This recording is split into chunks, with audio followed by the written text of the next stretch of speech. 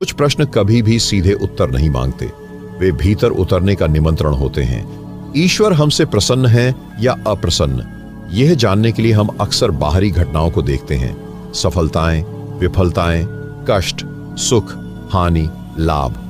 पर क्या ईश्वर का प्रेम इतने सतही संकेतों में सीमित है? कभी एक संत ने कहा था, ईश्वर हमसे न तो प्रसन्न होते हैं न अप्रसन्न, वे तो केवल हमें जागृत देखना चाहते हैं। तो फिर यह जो प्रश्न है, क्या मैं ईश्वर की दृष्टि में ठीक हूं? यह क्यों भीतर एक बेचैनी की तरह उठता है? परमहंस योगानंद जी ने इस बेचैनी को अंतरात्मा की पुकार कहा था।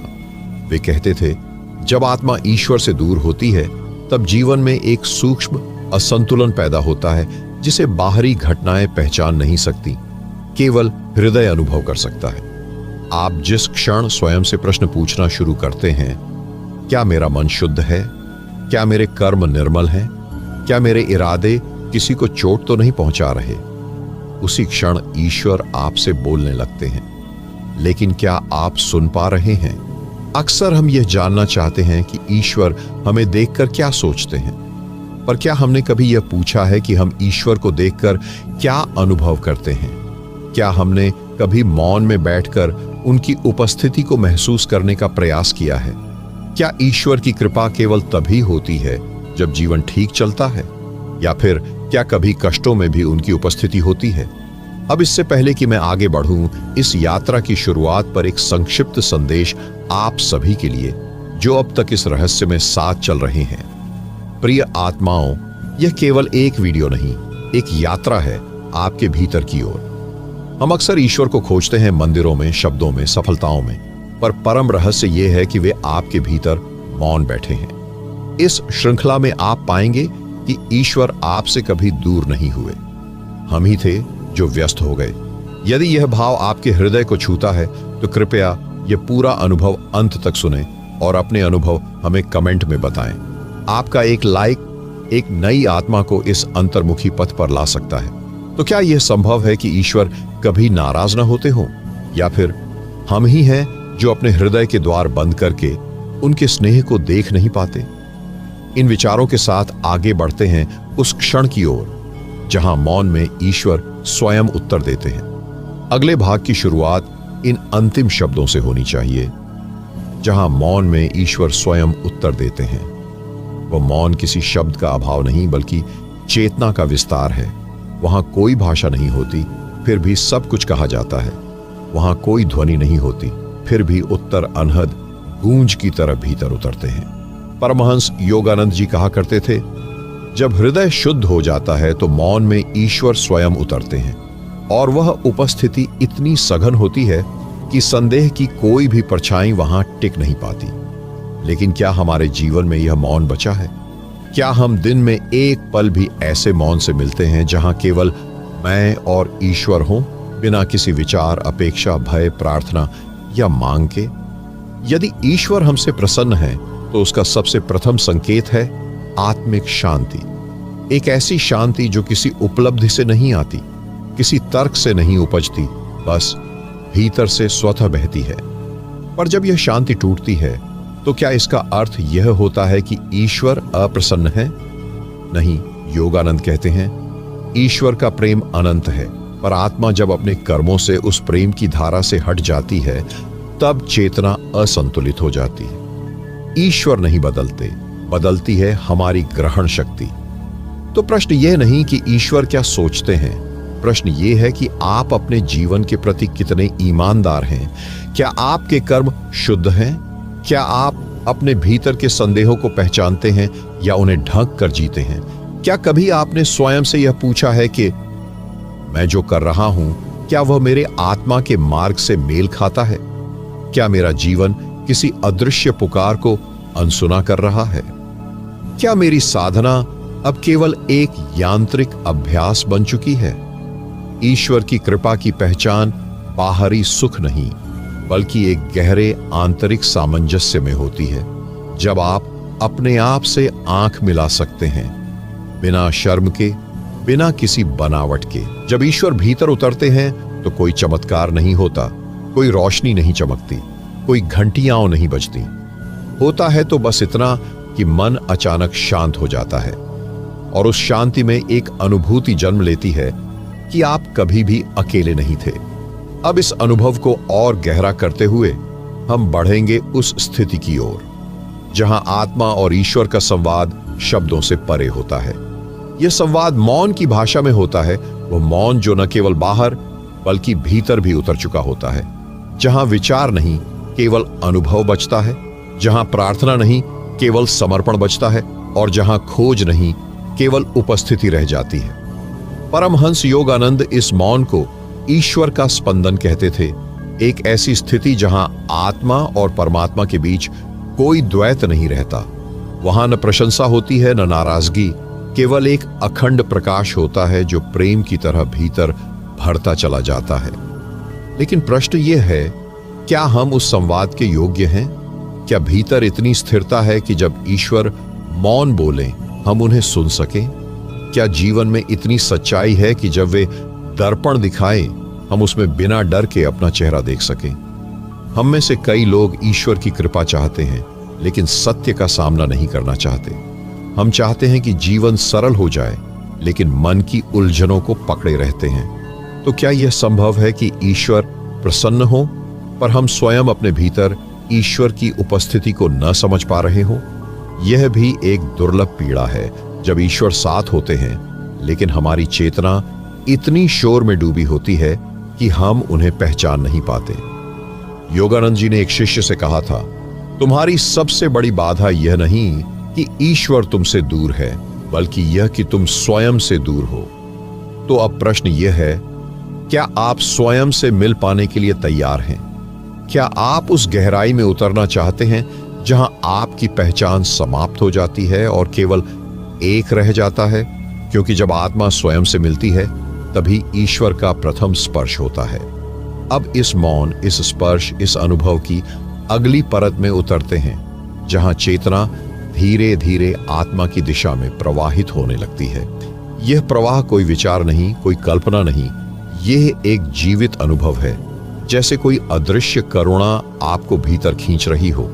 वहां न कोई प्रयास बचता है, न कोई उद्देश्य, केवल एक मौन आकर्षण जो आत्मा को उसकी खोई हुई दिशा की ओर ले जाता है। परमहंस योगानंद जी कहा करते थे, जब चेतना सही दिशा में बहने लगती है तो ईश्वर नाराज हो या प्रसन्न, यह प्रश्न ही समाप्त हो जाता है। तब केवल यह रह जाता है कि आप उनके साथ हैं या नहीं। और यही वह बिंदु है जहां एक और गहरा प्रश्न उठता है, क्या हमारी चेतना अब भी संसार की ओर बह रही है या ईश्वर की ओर? कई बार हम ईश्वर से प्रसन्नता की पुष्टि चाहते हैं पर जीवन में हमारी गति अभी भी वासनाओं, इच्छाओं और अपेक्षाओं की दिशा में चल रही होती है। तो क्या यह संभव है कि हम ईश्वर से निकटता की कामना करें लेकिन उनके विपरीत दिशा में यात्रा करते रहें? जब चेतना भीतर की ओर मुड़ती है तो कुछ बदलता नहीं, सब कुछ उजागर होने लगता है। आप स्वयं से मिलने लगते हैं, अपने वास्तविक भय, अपनी अधूरी इच्छाओं, अपने छिपे हुए अभिमान से। और यही वह क्षण होता है जहां भीतर एक मौन संघर्ष शुरू होता है। पुराना स्वयं जो दुख और पहचान का मोह रखता है वह ईश्वर के प्रकाश से टकराने लगता है। क्या आप उस टकराहट को महसूस कर पा रहे हैं? क्या आपने कभी यह पूछा है कि मैं जो बन चुका हूं, क्या वह वही है जो ईश्वर ने मेरे लिए सोचा था? क्या मेरी दृष्टि में मेरी आत्मा का स्थान है? क्या मैं ईश्वर को एक सहारा मान रहा हूं या उन्हें पूर्ण समर्पण दे सका हूं? सत्य यही है, जब चेतना आत्मा की दिशा में बहती है तो हर प्रश्न भीतर का दर्पण बन जाता है और उस दर्पण में जो दिखाई देता है वह कभी कभी अप्रिय हो सकता है, पर वही पहला संकेत है कि आप अब यात्रा के सही मार्ग पर हैं। अब उस मौन दर्पण की ओर बढ़ते हैं जहां पहली बार आत्मा स्वयं को नग्न अवस्था में देखती है, बिना छल, बिना आवरण। यह वह क्षण होता है जब आत्मा को कोई बाहरी उत्तर नहीं चाहिए होता, उसे केवल सत्य चाहिए, चाहे वह जितना भी कठोर क्यों न हो। क्योंकि जब भीतर से उड़ने वाला मौन इतना गहन हो जाए कि वह झूठ की परछाई को भी न सह सके, और यही स्वीकार ही पहला द्वार है जहां से ईश्वर की करुणा उतरती है। ईश्वर की नाराजगी कभी एक दंड नहीं होती, वह केवल चेतना को यह दिखाने का माध्यम होती है कि अब समय आ गया है भीतर लौटने का। क्या आप इस संकेत को पढ़ पा रहे हैं? क्या जीवन के अनुभव, चाहे वे सुख हों या कष्ट, आपको भीतर की ओर मोड़ रहे हैं? क्योंकि यदि हर अनुभव आपको स्वयं के निकट ला रहा है तो समझिए, ईश्वर की कृपा पहले से ही आपके साथ है, भले ही वह कृपा अभी पीड़ा के आवरण में क्यों न छिपी हो। अब उस क्षण की ओर चले जहां ईश्वर अपनी नाराजगी नहीं, अपनी मौन उपस्थिति से बात करते हैं। यह उपस्थिति कोई घटना नहीं होती, न ही कोई दृश्य। यह एक अनुभूति होती है, जैसे कोई बहुत पुराना संबंध जिसे शब्दों की आवश्यकता नहीं होती। ईश्वर जब मौन रहते हैं तो वे अनुपस्थित नहीं होते, वे भीतर गहरे उतर चुके होते हैं। परमहंस योगानंद जी ने कहा था, ईश्वर मौन के माध्यम से आपकी आत्मा को प्रशिक्षित करते हैं, शब्दों से नहीं। और यही वह गूढ़ रहस्य है जो साधक को भीतर की ओर मोड़ता है। हम बार बार पूछते हैं, क्या ईश्वर मुझसे नाराज हैं? पर ईश्वर तो उसी क्षण सबसे निकट होते हैं जब हम अपने जीवन की सबसे गहरी निराशा से गुजर रहे होते हैं। तो फिर क्या यह संभव है कि ईश्वर की नाराजगी केवल हमारी अधूरी समझ हो? क्या यह संभावना नहीं कि वे केवल चेतना को शुद्ध कर रहे हों, बिना बोले, बिना दंड दिए? क्या आपने कभी यह सोचा है कि जब मैं ईश्वर की उपस्थिति महसूस नहीं करता, तब भी क्या वह मेरे भीतर सक्रिय हो सकते हैं? क्या मेरी आत्मा अभी किसी गहरी तैयारी से गुजर रही है, एक अगोचर तपस्या से? कभी कभी ईश्वर हमारी प्रार्थनाओं का उत्तर नहीं देते, क्योंकि वे चाहते हैं कि हम प्रश्नों से आगे जाएं। जब कोई आत्मा अपने समर्पण में सच्ची हो जाती है तो उत्तर मिलना आवश्यक नहीं रह जाता, क्योंकि तब भीतर एक मौन विश्वास जन्म लेता है कि ईश्वर हैं और वे हमारे साथ हैं, चाहे अनुभव जो भी हो। यह विश्वास ही वह दीपक है जो ईश्वर की मौन उपस्थिति में भी आत्मा को अंधकार से डरने नहीं देता। पर क्या हम इतने मौन हो सके हैं कि इस विश्वास को बिना तर्क के स्वीकार सकें? क्या हम इतने शांत हो सके हैं कि ईश्वर की मौन दृष्टि को पहचान सके? अब चलें उस बिंदु की ओर जहां विश्वास किसी चमत्कार का परिणाम नहीं, बल्कि परम मौन में जन्मी स्थिरता बन जाता है। यह वह विश्वास है जो समय से परे होता है, जो जीवन की घटनाओं से न बनता है न टूटता है। वह भीतर की उस मौन नदी से उपजता है जो एक बार बह निकली तो लौटती नहीं। परमहंस योगानंद ने कहा था, सच्चा विश्वास वह है जो तब भी अडिग रहे जब संसार और मन दोनों प्रश्नों से भर जाए। कई बार हम अपने जीवन में चमत्कार की प्रतीक्षा करते हैं ताकि यह प्रमाणित हो सके कि ईश्वर हमारे साथ है। लेकिन क्या चमत्कार के बिना हमारा विश्वास टिक सकता है? क्या आपने कभी अपने भीतर यह प्रश्न उठाया है, अगर ईश्वर ने कभी मेरी प्रार्थनाओं का उत्तर न दिया होता तो क्या मैं तब भी उन्हें उतना ही प्रेम करता? क्या मेरा विश्वास ईश्वर पर है या केवल उनके उपकार पर?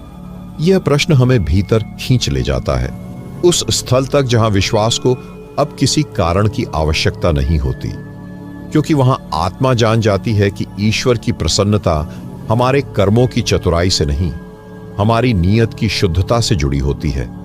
कोई कृत्रिम पूजा, कोई ऊपरी आडंबर ईश्वर को प्रसन्न नहीं कर सकता। वे केवल उस मौन को देखते हैं जिसमें आत्मा स्वयं को खोल देती है, पूरी नग्नता, पूरी सच्चाई और पूरी विनम्रता के साथ। जब यह घटता है तब ईश्वर की उपस्थिति किसी दृश्य, किसी शब्द, किसी घटना की आवश्यकता नहीं रखती। तब विश्वास इतना शांत हो जाता है कि उसमें न कोई प्रार्थना बचती है, न कोई डर, केवल यह भाव कि मैं उनका हूं और वे मेरे हैं। क्या आप उस स्थिति को जानते हैं जहां आत्मा बिना किसी प्रश्न के समर्पण कर देती है?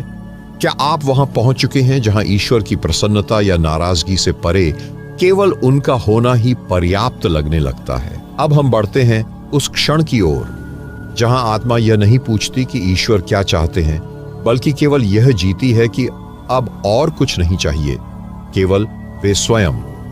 यह वह क्षण होता है जब आत्मा भीतर से खाली हो जाती है, लेकिन यह खालीपन कोई कमी नहीं, बल्कि एक दिव्य पूर्णता होती है। जैसे कोई पात्र स्वयं को इतना रिक्त कर दे कि उसमें केवल ईश्वर ही समा सके। परमहंस योगानंद ने कहा था, ईश्वर तभी आते हैं जब भीतर का सब कुछ चला गया हो, वासनाएं, इच्छाएं और मैं। जब ये सब शून्य हो जाएं, तभी ईश्वर अपनी संपूर्णता के साथ प्रकट होते हैं। यहां एक मौन प्रश्न उठता है, क्या मैं अपने भीतर ईश्वर के लिए स्थान छोड़ पाया हूं, या मेरा मन अभी भी भरा हुआ है अपेक्षाओं से, भय से और स्वयं की छवि से? हम कई बार यह मानते हैं कि ईश्वर हमसे नाराज हैं क्योंकि हमारे जीवन में कष्ट है।